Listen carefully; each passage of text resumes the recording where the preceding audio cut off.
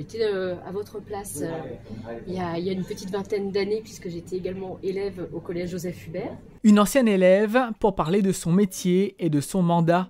Face à ses élèves, l'avocate et députée Emeline Kabidi présente ses activités et répond aux questions des jeunes venus participer à ce forum des métiers. Je vais aller au lycée général, puis aller à l'université de La Réunion, puis je vais aller à Paris, au barreau de Paris. Et il nous explique vraiment lui comment il le vit et comment il doit dans la vie de tous les jours faire son métier et tout ce qu'il comporte. 74 professionnels issus de domaines très variés répondent présents à l'appel du collège et viennent à la rencontre des jeunes, hypnothérapeutes, médecins, avocats, agents immobiliers. Partager son expérience est important pour la jeunesse. Les premières questions, c'est pas les études, le salaire, c'est pas la première chose qu'ils nous demandent. C'est vrai, ils nous demandent si ils ont du temps pour leur famille, ils vont avoir du temps pour leur passe-temps, pour leurs loisirs.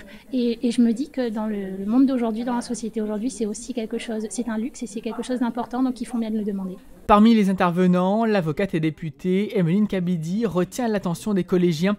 Elle qui aurait aimé assister à ce type de forum lorsqu'elle était élève. Le métier d'avocat est un métier passionnant et puis le mandat de député, je pense, est peut-être plus énigmatique pour ces élèves de collège. L'orientation est un enjeu essentiel pour l'équipe éducative du collège Joseph Hubert.